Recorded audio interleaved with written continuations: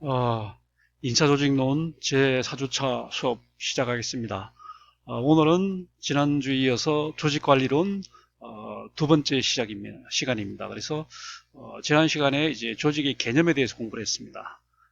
다음 주에는 이제 과정을 공부를 하고 이렇게 하면 어, 조직 관리 부분은 제9주까지 이제 진행이 되는 거고 제10주부터는 또 이제 인사 관리가 이제 시작되도록 이렇게 되어 있습니다. 자, 인사조직론 강의 요목은 첫 시간에 인사조직론 강의 요목은 첫 시간에 얘기한 것처럼 크게 지금 그 조직만 얘기를 하면은 8개 지금 부분으로 되어 있죠.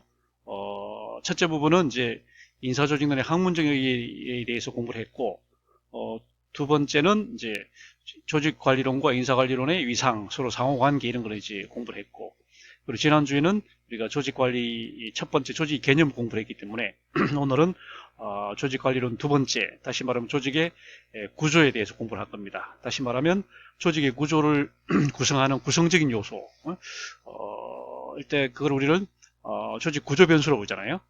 가장 큰 이제 중요한 변수가 이제 권력이 되겠고, 그 다음에 조직의 규모, 조직의 기술 목표 이런 것들이 구성적 요소가 되겠고요. 그 다음에 이제 관료제적인 요소가 있는 거죠. 그래서 조직 구조에 관한 원리들, 관료제 원리들을 이 시간에 공부하도록 하겠습니다. 자, 지금 오늘 이제 진도 나가는 부분은 우리 교재에서 스마트 경영학에서는 제 9장에 해당이 됩니다. 제 9장에 이제 보면은 제 1절이 조직 구조잖아요. 2절이 조직 문화, 그 다음에 제 3절이 조직의 변화 이렇게 돼 있는데 오늘 이제 진도 나가는 부분은 조직 구조 부분입니다. 그래서 책으로 보면은 240페이지부터 해당이 돼요. 239페이지부터 이제 조직의 이해라고 이렇게 시작이 되는데 조직의 구조에 들어가서 이제 조직 설계 부분이 있고 그 다음에 뭐 이렇게 조직의 원리들 뭐 부문화랄지 그다음에 집권과 분권 뭐 공식화 이런 내용들이 책에서 나오니까 그다음에 조직의 형태에 대해서도 이제 나오고 이렇게 하니까 그 책은 그 부분을 좀 읽어보면 되겠습니다. 그러니까 247페이지까지 되겠어요.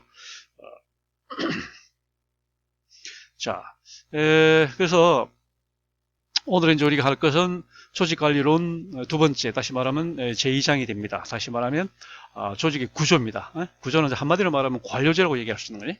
관료제. 관료제로 하는 말은 조직의 원리, 이제 구조에 관한 얘기가 바로 관료제에 대한 얘기입니다. 그러니까 우리 흔히 말하는 뭐 정부 관료제만을 얘기하는 것이 아니고 조직의 일반적인 현상들을 우리는 그냥 묶어서 관료제다 이렇게 얘기를 하는 거죠. 그래서 오늘 볼 것은 크게 이제 세 가지. 첫째, 조직 구조의 가장 중요한 변수, 권력에 대해서, 조직 내에서의 권력 관계에 대해서 우리가 공부를 하고, 두 번째는 조직 구조 변수, 두 번째는 이제 조직의 규모와 조직의 기술 목표 이겁니다. 이렇게 하고, 세 번째는 조직 구조의 원리, 우리가 흔히 말하는 조직 원리, 관료제에 대해서 우리가 공부를 하고자 합니다.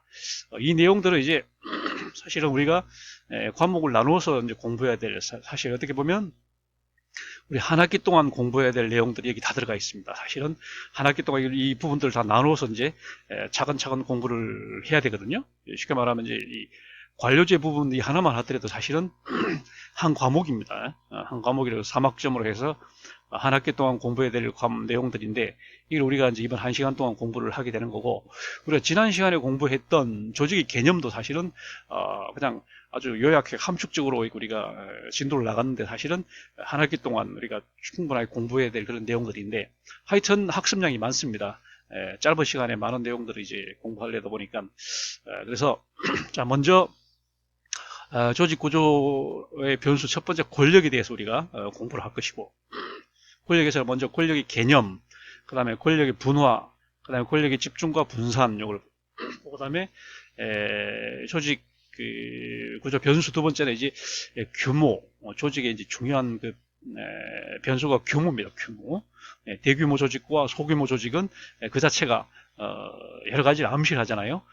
조직의 역사, 그 다음에 조직의 어떤, 뭐랄까요, 계층제, 그다음 의사결정 구조 이런 것들을 우리가 충분히 가늠할 수 있게 해주는 것이 그 조직의 규모거든요. 또 규모에 대해서, 그 다음에 조직이 활용하는 기술에 대해서, 조직 기술의 개념, 그 다음에 조직의 목표, 이거는 우리가 지난주에 공부를 했습니다. 사실은 목표라고 하는 것은 굉장히 중요한 거죠. 지난번에 이제 우리가 개념 구분할 때 조직이라고 하는 그 사회 구성 단위가 여타의 그 단위들, 예를 들면 집단이나 제도나 이런 것과 구분되는 확실한 차별적인 그런 내용이 목표잖아요. 목표, 의도. 집단들 가운데 목표를 가진 것만을 우리는 좁은 의미의 조직이다 이렇게 얘기했거든요.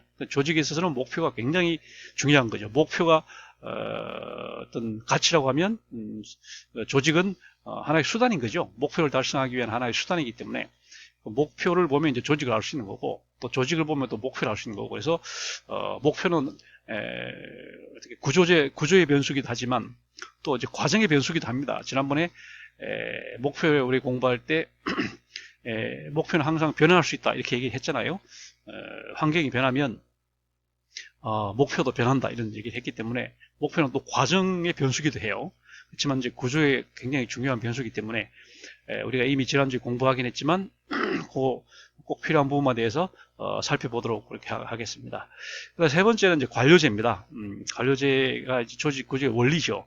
조직 구조의 원리를 한마디로 말하면 관료제거든요.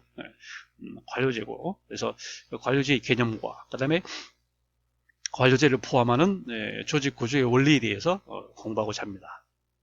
자, 먼저 권력에 대해서 공부를 하겠습니다. 권력이란 말 참 많이 쓰는 그런 말이긴 한데, 먼저 권력의 개념에 대해서 한번 보겠습니다. 우리 흔히 말할 때 이제 권력이라고 하면은 한문으로 이렇게 권력 이렇게 쓰죠. 권력은 영어로는 이제 파워죠. 파워를 정의하면 한마디로 말하면 상대방에게 영향을 줄 수 있는 힘이다 이렇게 말할 수 있습니다. 그러니까 권력의 행사자가 있는 거고, 권력의 대상이 있는 거고, 그다음에 이제 권력의 행사자와 대상 사이에 매개하는 게 바로 힘인 거죠. 힘이 방향이 있는 거고, 힘의 크기가 있는 거고. 그러니까 이제 그러니까 한마디로 포괄적으로 말하면 상대방에게 영향을 줄 수 있는 힘을 우리는 권력이다 이렇게 이제 일단 정의를 할 수가 있는 거죠. 근데 이 권력이라고 하는 것도 가만히 이제 들어가 보면 상당히 다양한 종류가 존재를 합니다. 조직 하나의 조직 안에서도 복합적인 권력이 존재할 수 있고, 또 이제 두드러진 권력이 있거든요. 예를 들면 여기 나와 있는 것처럼 우리가 잘 아는 그 조직 학자 중에 에치오니라고 하는 아미타이 에치오니라고 하는 사람이 있습니다. 이 에치오니가 이제 구분한 그 유명한 전통적인 분류법이 강요적 권력과 공리적 권력과 규범적 권력입니다. 강요적인 것은 말 그대로 물리적인 어떤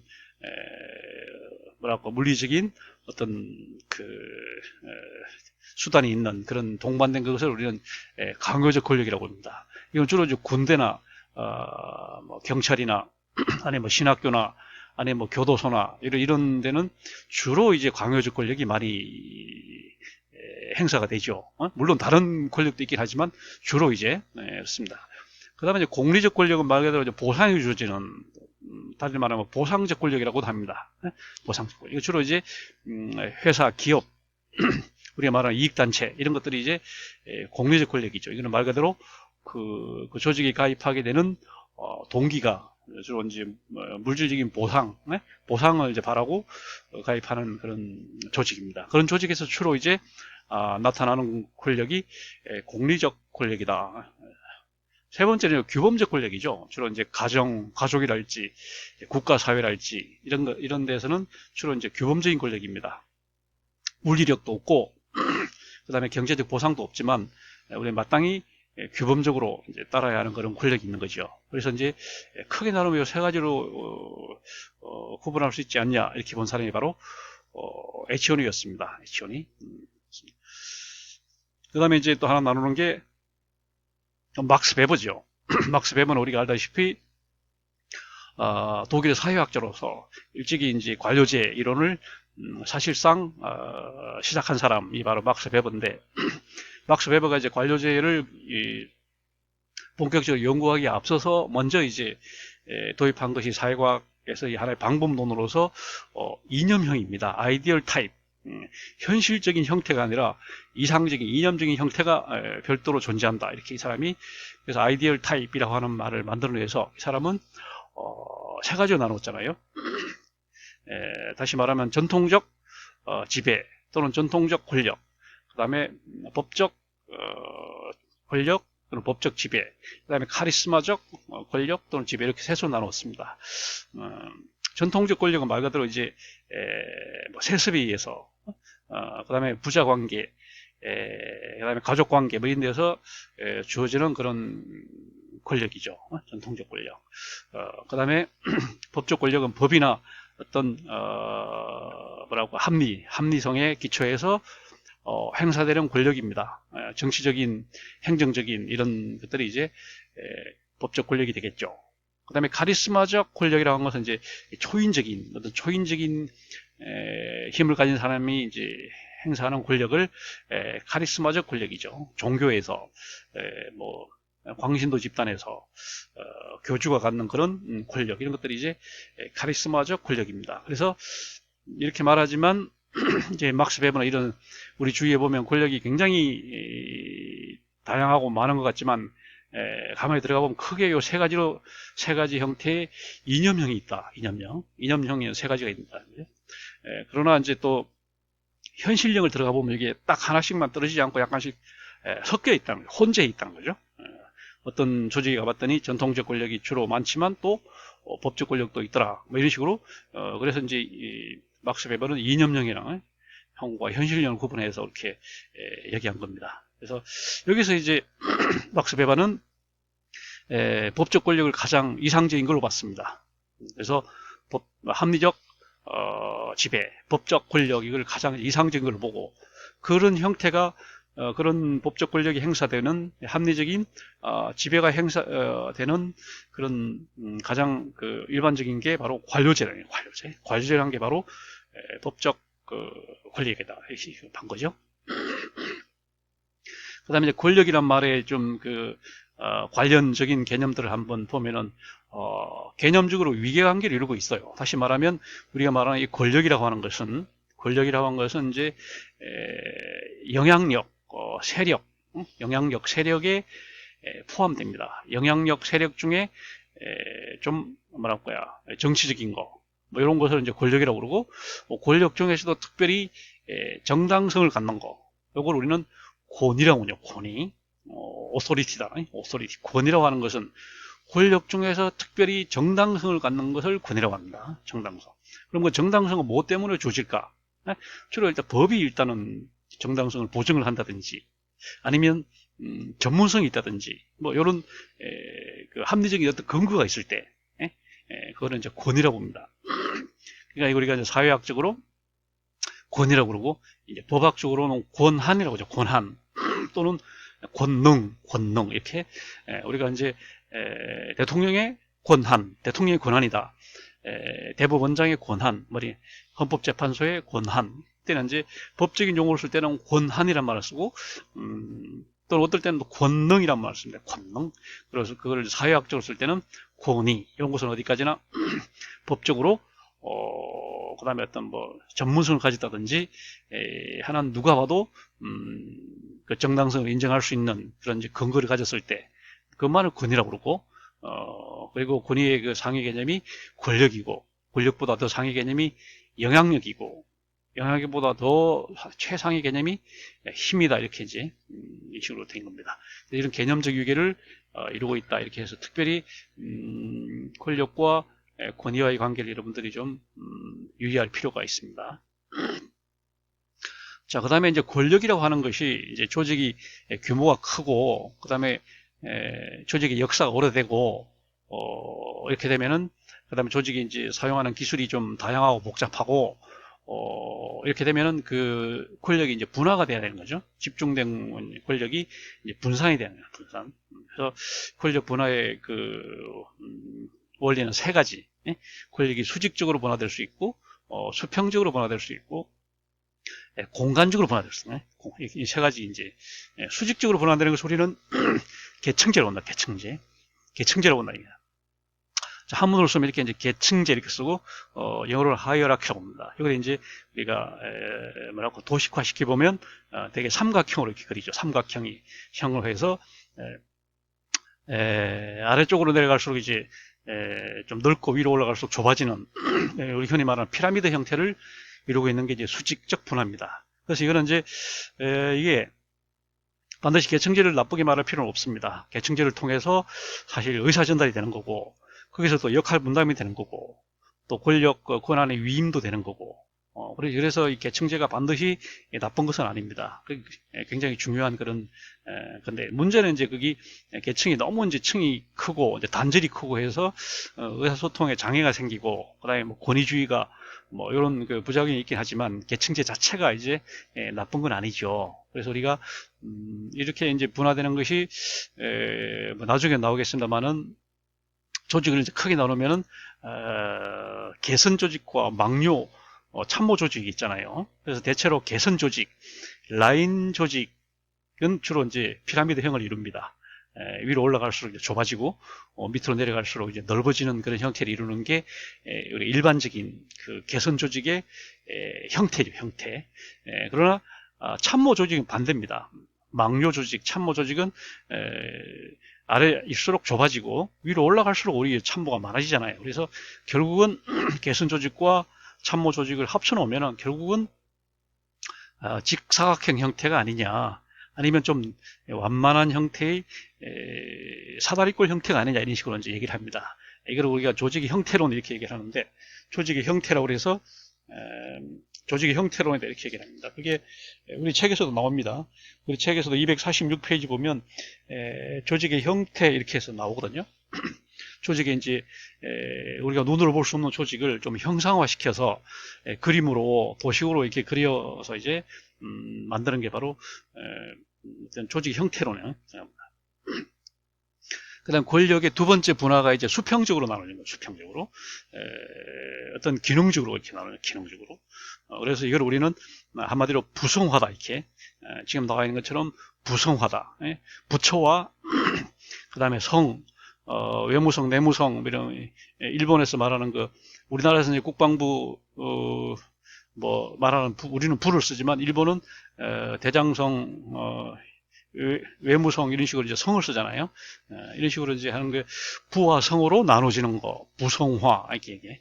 부성화란 말을 많이 씁니다. 이게 영어의 디파트멘털리제이션, 부를 쪼개는 거죠. 칸막이를 만드는 거죠. 칸막이를 만들어서 칸막이를 만들어서 이제 나누는 겁니다. 대학 같으면 뭐 교무처, 학생처, 뭐 기획처, 사무처 이렇게 나누고, 일반 기업체 같으면 뭐 구매부, 판매부, 생산부 뭐 이런 식으로 뭐 나누고 이렇게 하는 게 이제 수평적 분화 형태죠. 정부에서 이제 행정각부 같은 거, 외교부, 국방부 뭐 이렇게 교육부 이렇게 나누는 거, 이게 부성화입니다. 그래서 이게 수평적 분화다. 수평적. 그 다음에 이제 세 번째 분화 형태가 공간적 분화네요. 공간적인 그 분화다. 오늘날 이제 세계화 시대가 되다 보니까 이제 해외로도 진출하고, 그 다음에 이제 국내적으로도 이제 지방자치가 되다 보니까 중앙에 이제 본부가 있으면 각 지방별로 또 지부를 설치를 하잖아요. 이렇게 하다 보니까 공간적 분화가 이제 굉장히 많아졌습니다. 이것은 이제 표현하자면 한마디로 부설화가 아니냐, 부설.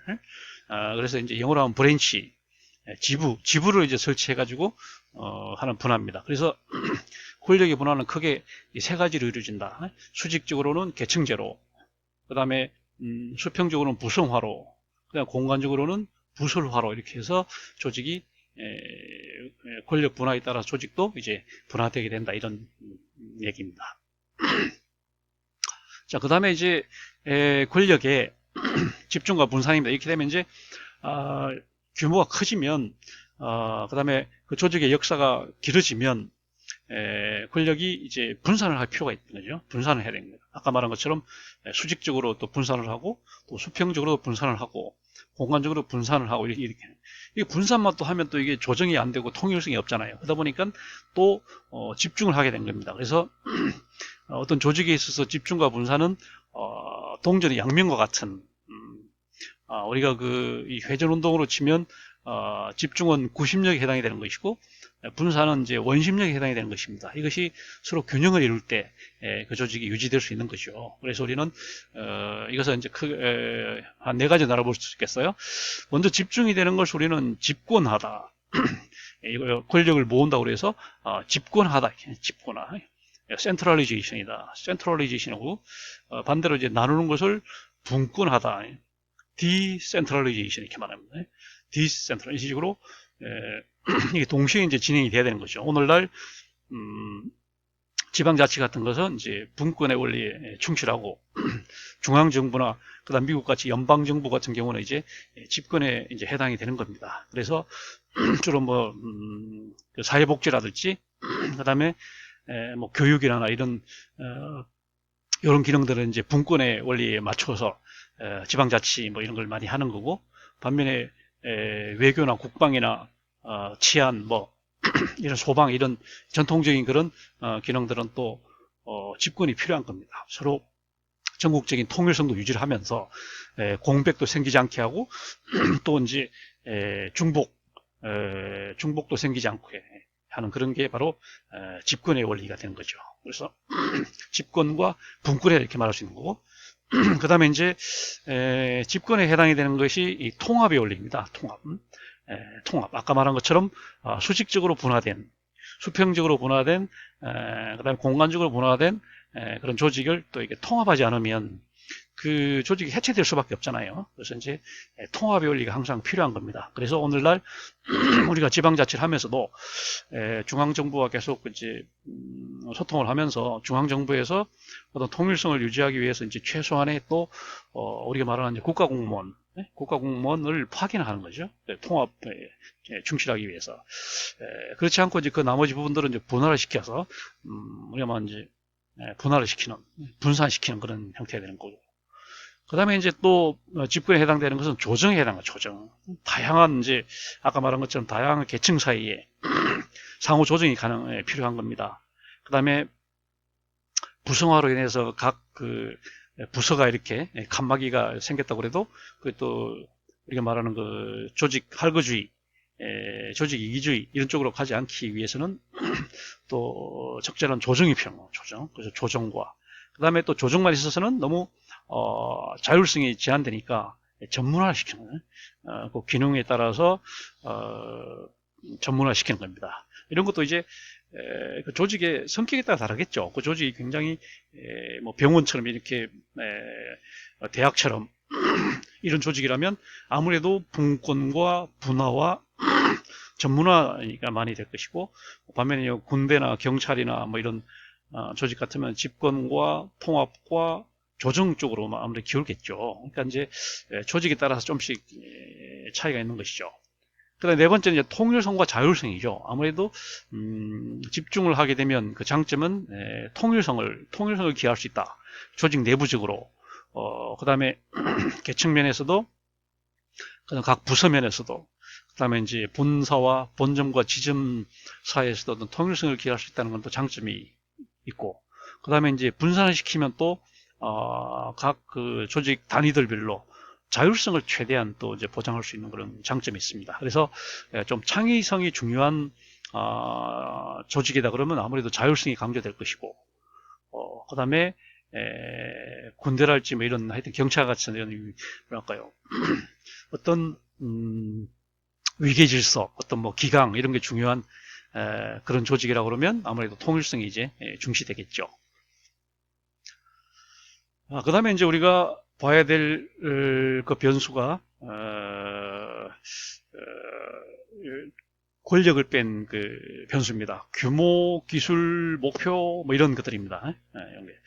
아까 얘기한 것처럼 규모라고 한 것은 말 그대로 조직의 이제 크기를 말하는데, 이게 말하기는 쉽죠. 대규모 조직이 있고 이제 소규모 조직이 있다 이렇게 얘기를 하기는 쉽지만 현실적으로 그러면 어느 조직이 더 큰 조직이냐 할 때 이제 그러면 뭘 기준을 가지고 비교를 할까?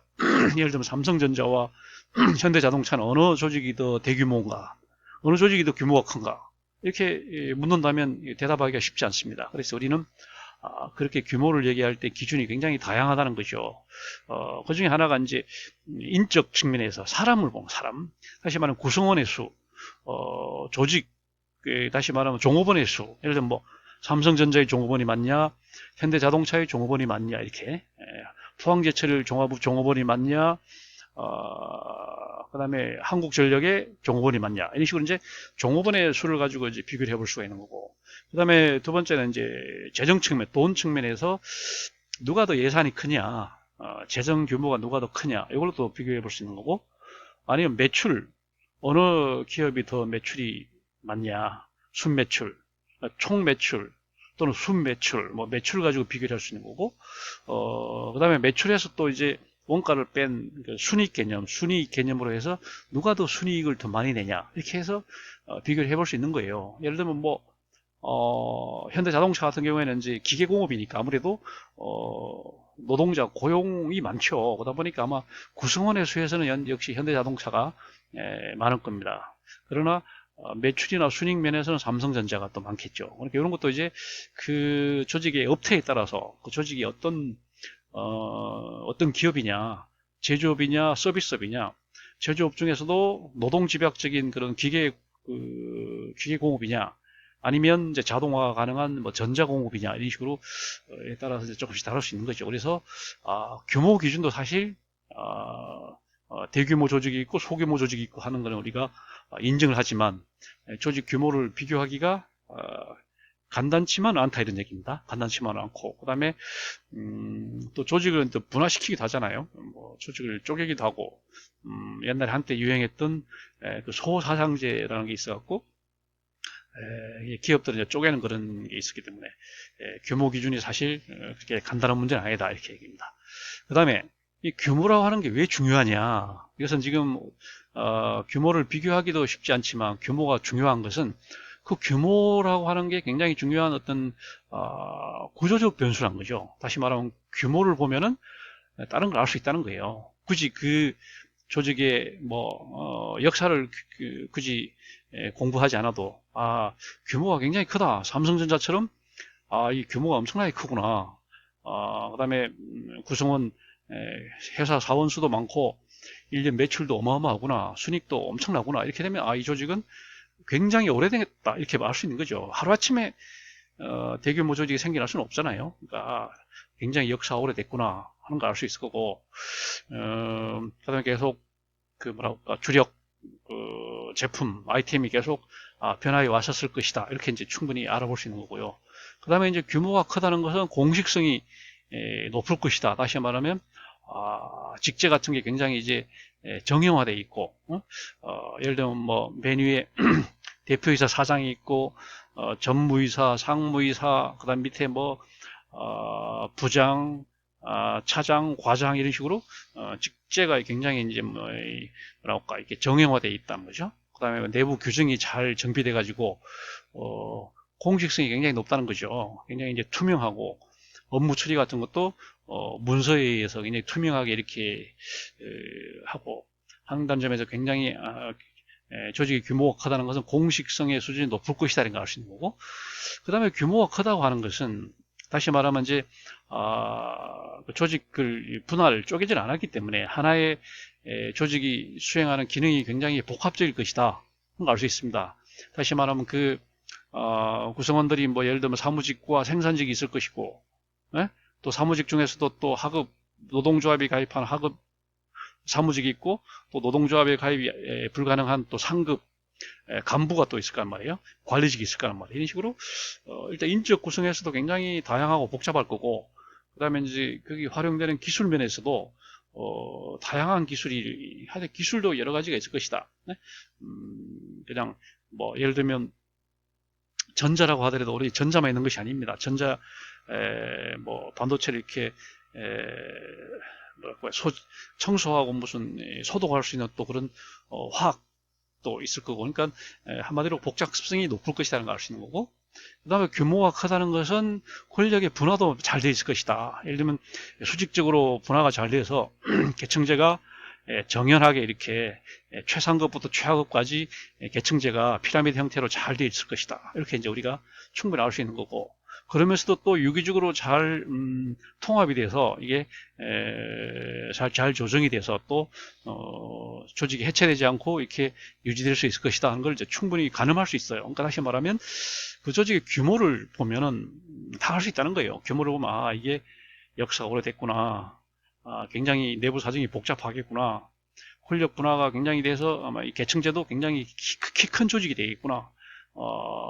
예를 들면 뭐 학교처럼 무슨 뭐 교사, 교장 이렇게 2층으로 된 게 아니고 그 다음에 기업체는 아까 말한 것처럼 그런 식으로 이제 직급이 분화가 되고 같은 공무원이라도 일반 행정직은 9개의 직급밖에 없지만 경찰이나 소방같이 이렇게 군인같이 이렇게 이제 그 뭐랄까요 규율이 강조되는 그런 조직 같은 경우에는 직급이 훨씬 더 많이 분화되어 있을 것이라는 걸 충분히 알 수 있잖아요. 그러니까 규모를 보면 상당히 많은 걸 알 수 있기 때문에 우리는 규모를 굉장히 중요한 구조적 지표다 이런 식으로 얘기를 할 수가 있습니다. 그 다음에 하나가 기술입니다. 기술. 이게 이제 조직의 기술을 보면 또 많은 걸 알 수 있단 말이에요. 그래서 우리는 조직의 기술을 독립변수로 보는 겁니다. 기술을. 예를 들면 이제 같은 회사, 기업이라고 하더라도 복잡한 기술을 쓰는 뭐 화학공, 네? 유기화학 뭐 이런 기업 같은 경우에는 기술이 굉장히 복잡하잖아요. 기술이 복잡하니까 규모도 좀 커질 거라는 얘기죠. 그다음에 단순한 뭐 노무 뭐 이런 걸 사무 처리 이런 것만 하는 그런 단순 기술을 구사하는 기업이라면 기업 그 구조도 굉장히 단순할 것이다 이렇게 할 수 있습니다. 다시 말하면 기술이 굉장히 중요한 그 독립 변수가 돼요. 아까 말한 것처럼 권력과 그 조직의 구조 사이도 물론 그렇기도 하고, 그다음에 규모라고 하는 것은 이제 그 조직의 구조를 가늠해 볼 수 있는 중요한 지표가 되는 걸 맞는데, 이 기술이라고 하는 게 이제 중요성이 발견된 게 그렇게 길지가 않아요. 그래서 그 대표적인 사람 우드워드라는 사람이 이제 비교를 했었죠. 해가지고 이제 제일 복잡한 데가 화학 공정이다. 화학은 우리가 말하는 그 무기화학에서부터 시작해서 그 다음에 유기화학까지, 그 다음에 더 나아가서는 생화학까지 가서 이 화학은 굉장히 그 복잡한 공정을 거치잖아요. 그러다 보니까 이제 시설도 굉장히 정교하게 이렇게 많이 분화가 되고, 그러다 보니까 거기 종사하는 기술자들도 뭐 직급만 다양한 것이 아니라 막 직렬, 뭐 직군 이런 게 굉장히 다양한 거죠. 기술은 굉장히 중요한 변수입니다. 예를 들면 삼성전자 같이 이렇게 첨단 그런 반도체 기술은 물론이고 일반 전자, 모바일 하여튼 모든 걸 이제 총괄하기 때문에 삼성전자라고 하는 조직은 그 활용하는 기술이 굉장히 이제 복잡한 거죠. 그 다음에 조직의 목표입니다. 우리가 이제 목표라는 것도 굉장히 중요한 구조의 변수다. 아까 얘기한 것처럼 또 과정의 변수기도 합니다. 목표가 이제 수시로 상황이 변하면 목표도 이제 변하기 때문에 목표는 구조 변수기도 하고 또 과정의 변수기도 합니다만 주로 이제 구조에 가장 큰 영향을 주는 것이 목표입니다. 목표에 맞게 구조가 이제 짜여지는 거죠. 그러니까 목표가 예를 들면 뭐 규율을 유지하고 기강을 중요시하는 그런 목표를 가지고 있다. 예를 들면 군대나 경찰처럼 군대, 경찰, 검찰, 뭐 국세청 뭐 이런 식으로 뭐랄까 굉장히 기강을 중시하는 그런 목표를 가지고 있다 그러면 조직도 거기에 맞춰서 굉장히 이제 직급이 세분화돼 갖고 피라미드가 굉장히 이렇게 층계가 이제 높은, 다시 말하면 키 큰 조직이 되는 거죠. 키 큰. 막 반면에 창의성이 중요한 그런 뭐 연구소, 그다음에 대학병원, 그다음에 대학교 이런 데 같은 경우는 창의성이 중요하니까 직급이 너무 높으면은 창의성에 도움이 안 되잖아요. 그다음에 권위주의로 흐를 가능성이 있잖아요. 그러다 보니까 창의성을 살리기 위해서는 단순한 층계가 위계가 단순한 그런 조직이, 다시 말해 납작한 조직이 돼가지고 직급은 몇 안 되고 반면에 이제 직렬은 좀 다양한 그런 형태가 되는 거잖아요. 목표가 굉장히 중요한 어떻게 보면 구조에 있어서 가장 중요한 변수라고 볼 수 있겠어요. 그래서 목표가 가장 핵심적인 독립 변수가 아닐까. 다시 말하면 조직의 구조를 결정지어주는, 그리고 조직의 과정을 또 미리 알아볼 수 있게 해주는 게 바로 목표인 겁니다. 아까 말한 것처럼 어떤 어떤 뭐랄까 규율, 무슨 기강을 중시하는 그런 목표를 가진 조직이라고 그러면 구조가 굉장히 좀 경직되고 그다음에 계층제도 굉장히 세분화되어 있을 것이다 이렇게 할 수 있는 거고 그런 조직 같으면 과정도 굉장히 이제 하향식 의사결정이 될 가능성이 많고 그다음에 이제 권위적인 리더십, 권위적인 지도자가 나올 가능성이 많아요. 반면에 이제 연구소라든지 창의성이 중시되는 그런 조직 그런 목표를 가진 조직은 구조도 굉장히 유연한 구조가 되고 납작한 데가 되어서 이제 변화에 대응하기 쉽게 돼 있을 거고 그다음에 과정도 주로 이제 상향식 의사결정 같은 게 많고 그다음에 이제 리더십 같은 경우에도 권위주의 리더십이 아니라 민주적인 리더십이 될 가능성이 많은 거죠. 그러니까 목표가 굉장히 중요한 지난 시간에 얘기한 것처럼 목표는 정말 조직의 본질이기 때문에 우리가 조직을 만드는 이유가 조직을 만드는 결성하는 이유가 바로 목표 때문에 이제 달성하기 위한 하나의 수단이 바로 이제 조직이고 구조이기 때문에 목표야말로 가장 중요한 이제 구조의 변수인 거죠. 그래서 다만 지난 시간에 우리가 목표에 대해서는 공부를 했기 때문에 오늘은 이 정도로 넘어가도록 하겠습니다. 그 다음에 이제 우리가 공부해야 될 게 이제 그 조직 구조의 원리입니다. 조직 구조는 어떤 식으로 짜여질까 하는 그 원리인데 이걸 한마디로 말하면 관료제입니다. 관료제. 이 관료제란 말은 지금 관료제 개념. 자, 한자로 쓰면 우리가 이제 관료에 관한 제도입니다. 영어로 쓰면 뷰로크라시다. 뷰로란 말은 이제 프랑스 말로 뷰로. 우리로 말하면 이제 조직 단위 중에 국이죠. 국. 공공기관에 가면 이제 제일 낮은 단위가 요즘은 팀이죠. 팀 위에 이제 과가 있잖아요. 그 위에 이제 국이 있거든요. 그래서 그 국이 바로 이제 뷰로입니다. 그러니까 조직 단위 중에서는 비교적 대규모 조직 그리고 상층 조직이 바로 이제 국이거든요. 그리고 뷰로크라시는 한마디로 말하면 이제 국주의 크라시라는 게 제도니까 조직 조직 그 주의 뭐 이런 식으로 번역할 수 있겠어요. 근데 이거는 이제 관료제다 이렇게 이제 번역을 하는 거죠. 관료제는 뭐냐? 한마디로 정의하면 대규모 조직에서 나타나는 보편적인 현상입니다. 한마디로 말하면 조직 현상이에요.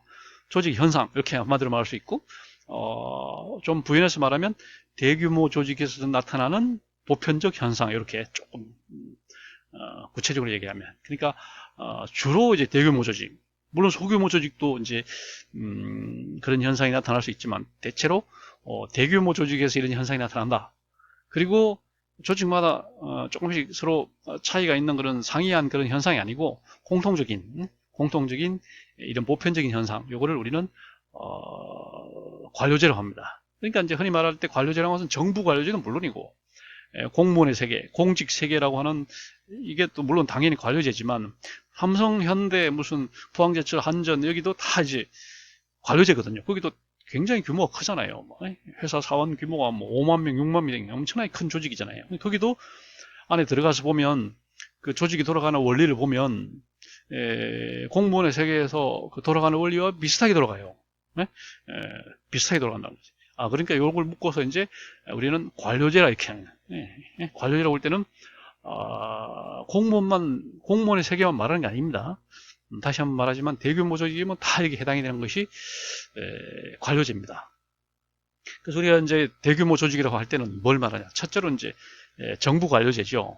우리나라 지금 이제 공무원의 수가 약 100만이 되니까 약 100만이 되잖아요. 그러니까 입법부, 사법부, 행정부 합치면 약 100만 명입니다. 그래서 우리나라 그 단일 조직 중에서는 역시 최대 조직이죠. 물론 직업 군인을 제외한 공무원만 약 100만이니까 직업 군인까지 치면은 뭐 더 많죠. 그다음에 중공무원까지 합치면은 뭐 훨씬 더 많습니다. 하여튼 단일 조직에서 최대 조직은 바로 정부 관료제입니다.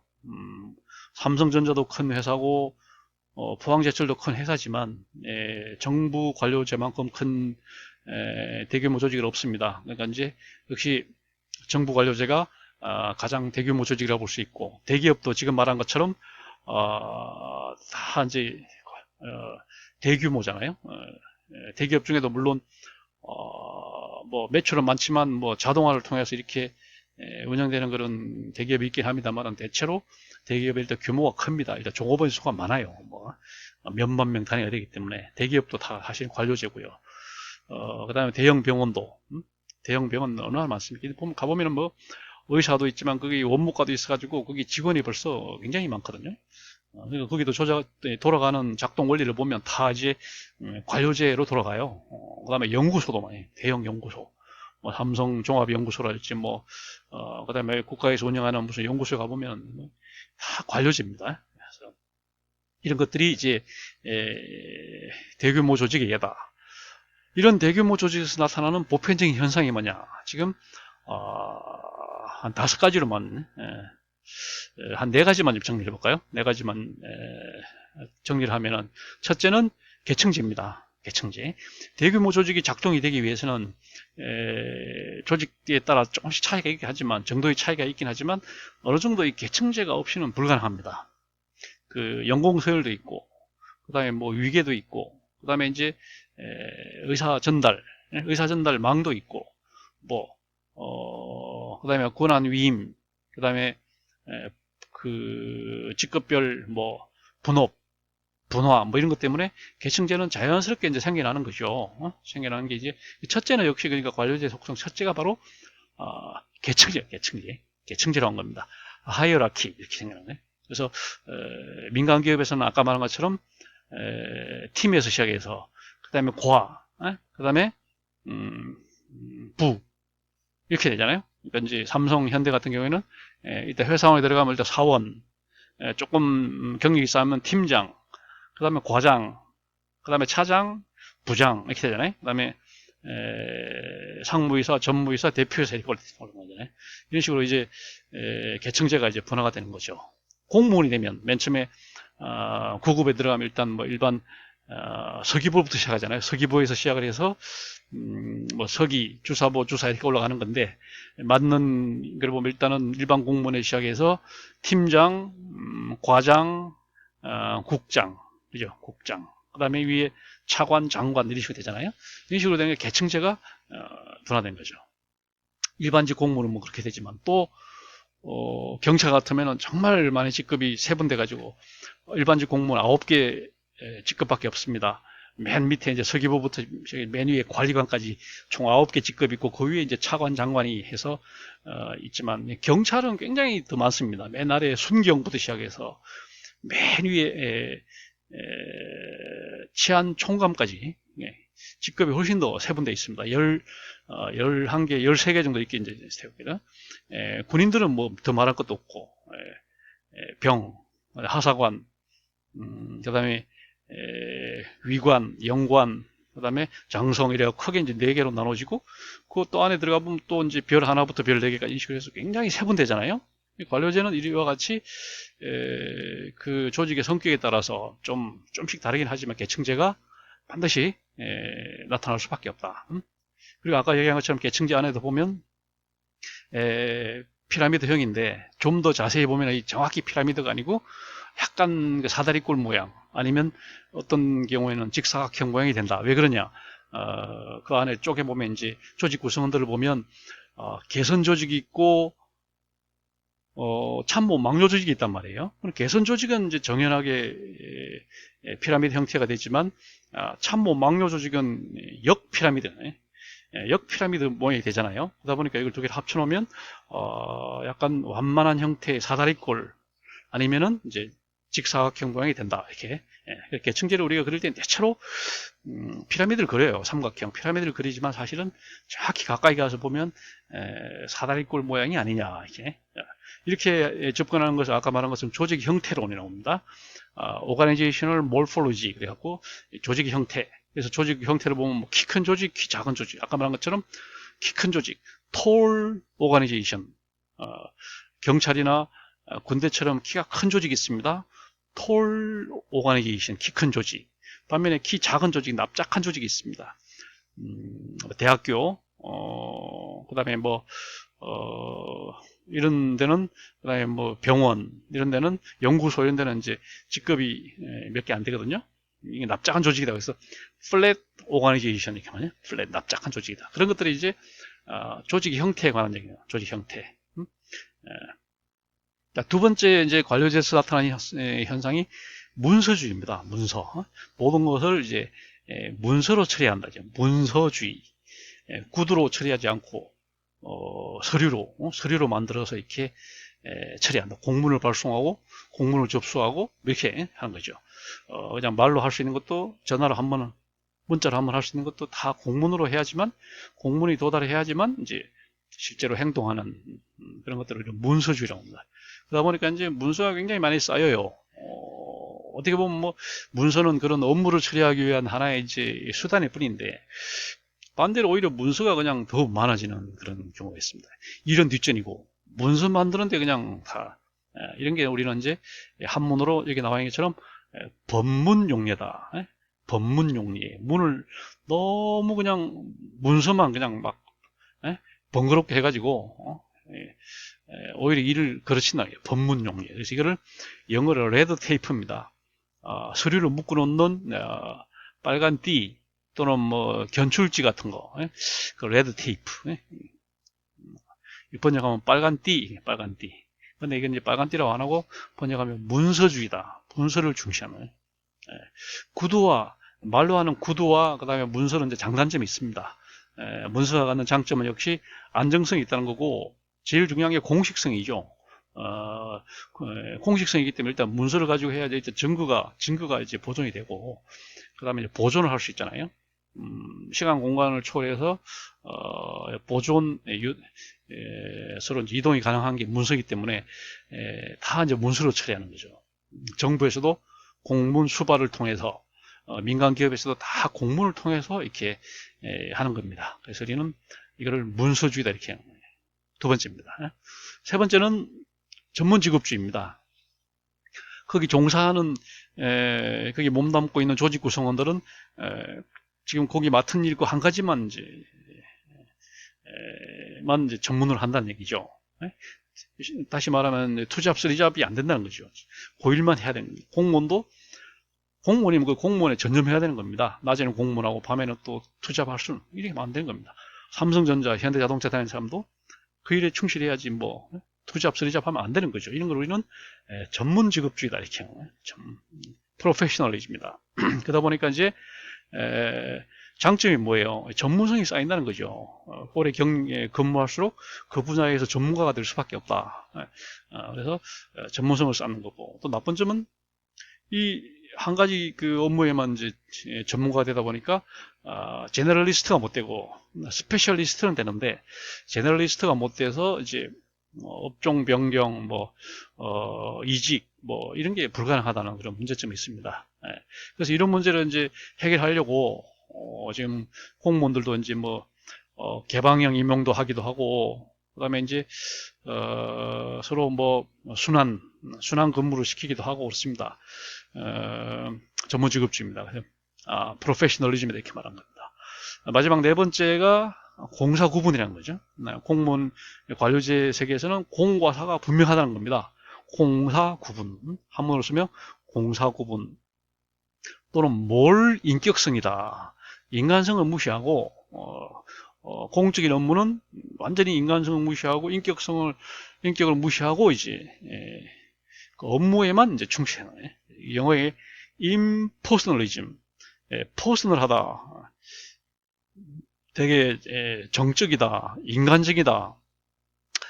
앞에 임을 붙여서 비인간적이라는 거죠. 그러니까 인간적으로 대할 때와 오로지 공적으로 업무에 충실한 게 확실하게 구분한다는 거죠. 인간적으로 할 것은 사적으로 이렇게 인간적으로 하지만 공적으로 업무를 할 때는 분명히 이제 인격을 감추고 공적으로만 이제 일을 해야 된다. 그래서 그걸 우리 이제 공사 구분이다. 임포스널즘이다. 이러한 네 가지를 우리는 이제 관료제의 가장 주요한 속성이다 이렇게 말합니다. 대규모 조직에서는 정도의 차이가 있고 또 시간별로 또 좀씩 차이가 나고 하지만 이런 네 가지 속성이 나타난다. 이걸 우리는 관료제의 속성 이렇게 말합니다. 그 다음에 관료제라고 하는 것이 우리 인류 역사 5천년 동안 존속되어 온 가장 안정적인 제도입니다. 이 관료제, 정부에만 있는 것이 아니라, 이런 식으로 관료제라고 하는 것은, 장단점이 있거든요. 굉장히 안정적이고, 큰 무리 없이 돌아갈 수 있는, 그런 장점이 있습니다. 그러나 단점은 뭐겠어요? 융통성이 없다는 거죠. 융통성이 없고, 그 다음에, 타성에 젖어갖고, 본질과, 수단을 또 혼동을 하고, 그래서 본질을 경시하고 오히려 수단 쪽에 막 집착하게 한 이런 이 두 가지 양면성이 있단 말이에요. 그래서 우리는 이제 관료제 좋은 점을 순기능이다 이렇게 생물학적으로 이렇게 용어를 써서 순기능이다. 의학으로 말하면 그 양리기능. 그다음에 관료제의 그 단점, 문제점을 역기능이다. 다시 말하면 의학 용어로 말하면 병리기능, 관료제는 순기능과 역기능이 있기 때문에 이거를 순기능을 잘 활용하면서 역기능을 최소화하면 되겠죠. 관료제가 물론 양면성이 있단 말이에요. 그래서 우리는 이것을 잘 활용을 해야 되는 겁니다. 관료제가 그래도 인류 역사만큼은 오래된 그런 조직 원리이기 때문에 이것을 우리가 버릴 수가 없어요. 어딜 가서도 이 관료제식으로 업무를 처리하면 가장 안정적으로 할 수 있어요. 큰 문제를 일으키지 않습니다. 근데 이게 이제 시간이 많이 지나고 계속 똑같은 그 사무 처리, 우리가 말하는 SOP라고 하죠. 표준 처리 그런 절차로 이제 굳어지게 되면 이게 이제 뭐라 할까요? 타성에 젖어갖고 변화에 저항하면서 그냥 목표와 수단이 전도되면서 여러 가지 역기능이 나타나거든요. 그래서 그 역기능을 자보완하는 그런 식으로 돼야 되는 겁니다. 그래서 우리는 관료제의 순기능, 한마디로 말하면 조직이 안정성이라는 거죠. 관료제는 굉장히 안전하다. 그 다음에 조직이 큰 어떤 변화의 어떤 소용돌이 빠지지 않도록 이렇게 또 도와주기 때문에 조직 안정성이 이제 장점이라면 문제점을 해결하기 위해서 나온 조직이 에드호크라시라는 거죠. 에드호크라시. 라틴의 에드호크이라는 것이 이제 임시방편 그때그때 따라서 에드호크라시. 관료제는 딱 뭐라고 틀에 짜여진 그런 그 제도입니다.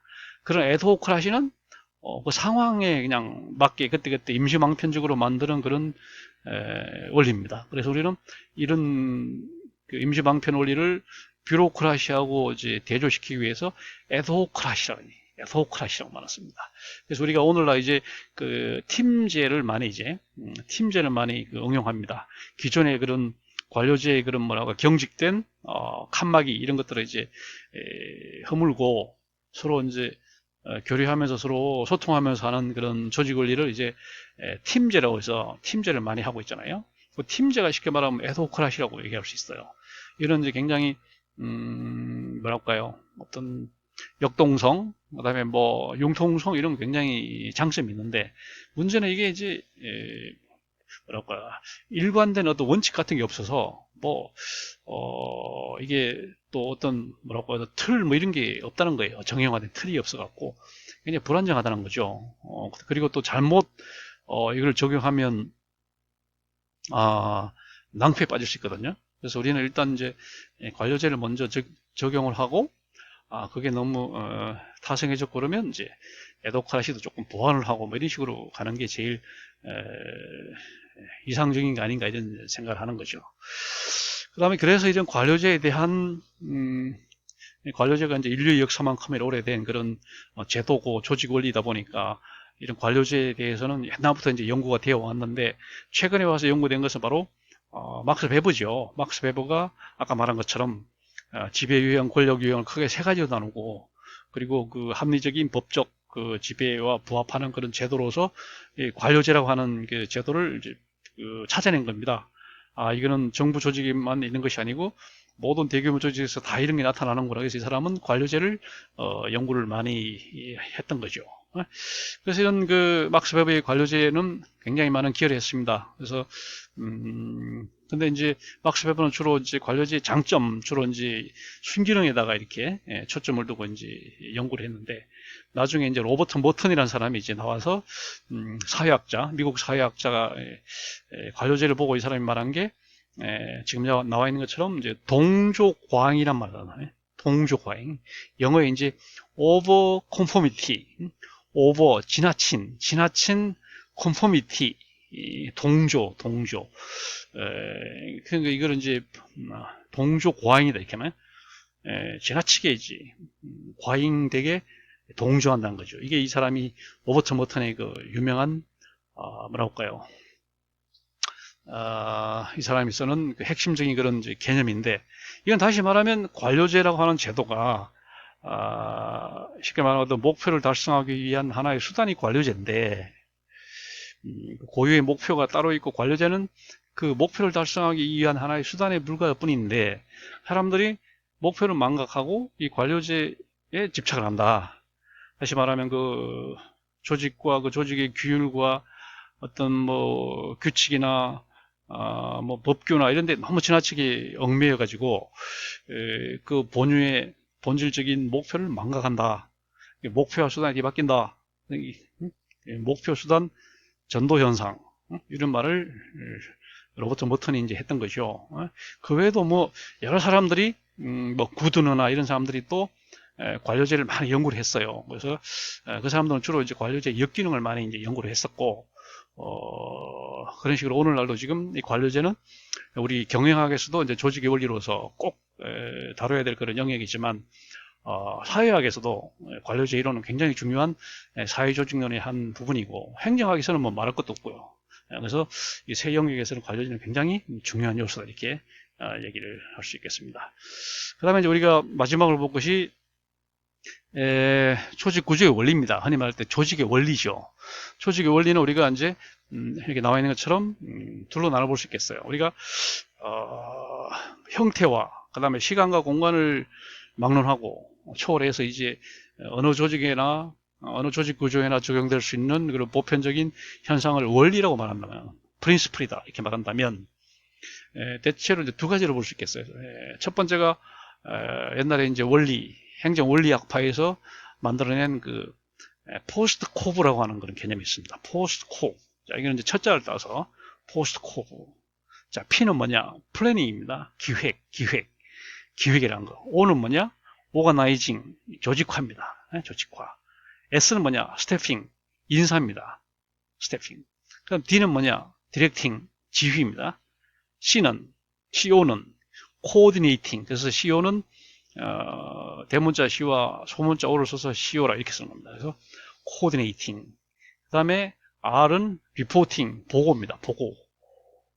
상부에 보고하는 거. 그 다음에 B는 버제팅, 예산이죠. 예산.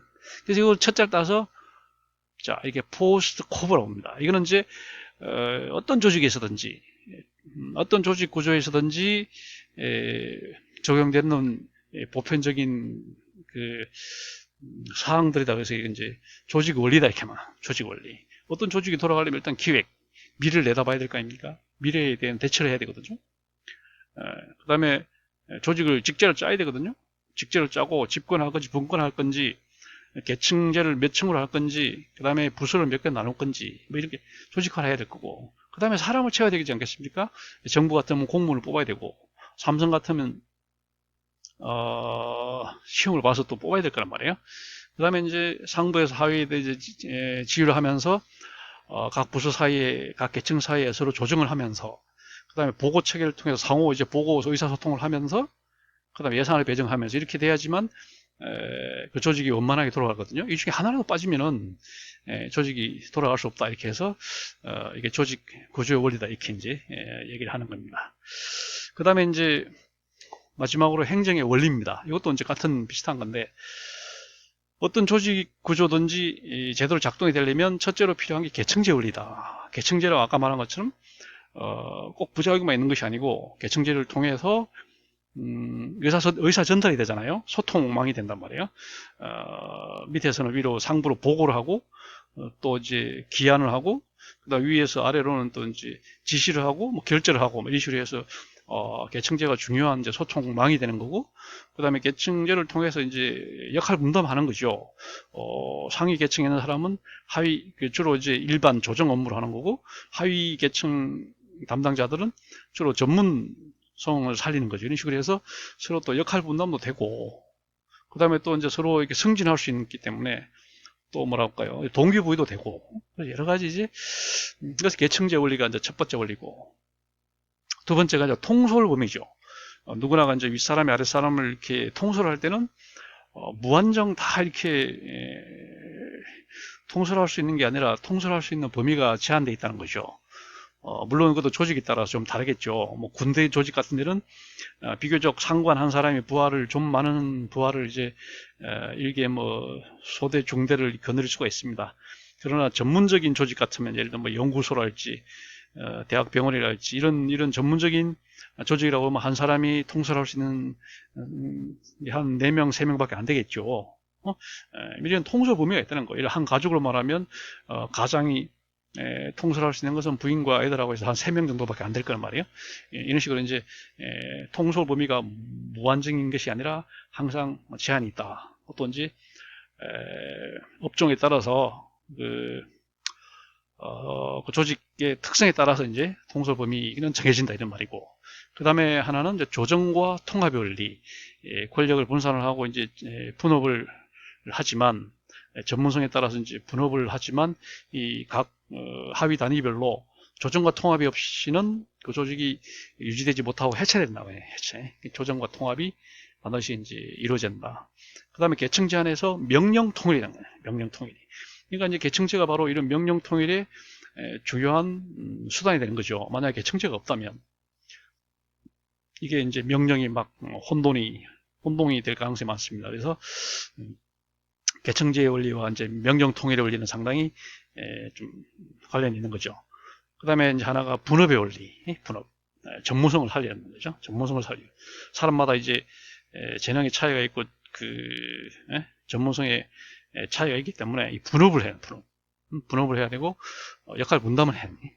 그래서 이런 분업을. 이게 이제 어떻게 보면 서로 상반. 예를 들면 지금 말한 것처럼 조정과 통합의 원리와 명령 통일의 원리는 상당히 비슷하죠. 반면에 그것들과 분업의 원리는 또 좀 다릅니다. 서로 이제 보완 관계 있는 거고. 통솔 범위 원리도 이제 이런 원리들이 우리가 말하는 행정 원리라고, 모든 조직 구조에서 나타나는 보편적인 원리다 이렇게 된 거죠. 자, 오늘 이렇게 해서 조직 구조에 대해서 공부를 했습니다. 다시 한번 말하지만 이 조직 관리 부분은 굉장히 이제 공부해야 될 그 분량이 방대하기 때문에 우리 각 대학에서는 주로 이제 우리 경영학과에서 보더라도 최소한 2개학기로 나눠서 공부를 합니다.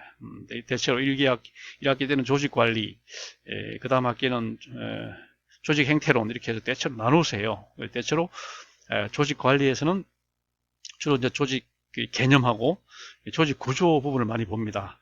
그 다음에 조직 행태론 부분 가서는 이제 조직의 과정을 봐요. 그러니까 이 조직이라고 하는 것을 최소한 2개학기 6학점 정도로 우리가 이제 공부를 해야 될 정도로 굉장히 이론적으로 굉장히 뭐랄까요, 체계화된 그런 부분이기 때문에 우리가 근데 우리는 지금 첫 시간에 얘기한 것처럼 우리 지금 교과 과정이 우리 학교가 우리 전공 과목으로서 조직 과목을 따로 개설할 수가 없어서 조직 관리하고 인사 관리 하나 묶어가지고 그러니까 다른 대학 같으면 9학점으로 이제 공부해야 될 것을 우리는 3학점으로만 공부를 해야 되니까 학습량이 좀 많은 거죠. 그리고 지난 시간에 공부했던 조직의 개념 부분하고 오늘 공부한 조직 구조 부분은 굉장히 사실은 공부할 내용이 많아요. 그래서 이게 지금 온라인 수업이 아니고 오프라인 수업 같으면 그 조직 개념하고 구조 가지고 상당히 오래 합니다. 한 6주 이상 공부를 해요. 근데 우리는 지금 딱 짜여진 수업을 가기 때문에 지금 이번 시간에는 구조를 지금 사실 많이 공부를 했고, 또 구조 부분에서 이제 한 또 독립적인 영역이 이제 관료제 부분인데, 아까 말한 것처럼 관료제 이제 우리 경영학은 물론이고 사회학이나 이제 행정학에서 다 공부하는 그런 겁니다. 특히 행정학과에서는 뭐 한국관료제론 이렇게 해서 공부를 하고, 사회학과에서도 관료제론 이렇게 공부를 하고, 우리 경영학과에서도 조금 학점 여유가 있으면 관료제를 따로 공부를 하기도 합니다. 아니면 대학원에서 공부를 하거나. 하여튼 그것도 최소한 한 3학점을 공부해야 될 것을 우리가 지금 이번 1시간에 공부한 게 학습량으로 치면은 지난 시간, 이번 시간 공부한 게 거의 뭐 조직관리 부분하고 이제 관료제 하니까 정말 많은 부분을 공부했다 이렇게 볼 수 있습니다. 그리고 우리 책에서는 지금 뭐 이 구조 부분은 많지 않지만 아까 얘기한 것처럼 차례편을 보고 그 책 내용을 찾아서 좀 공부를 하고 보충을 하기 바라겠습니다. 자, 오늘 수업은 마치겠습니다.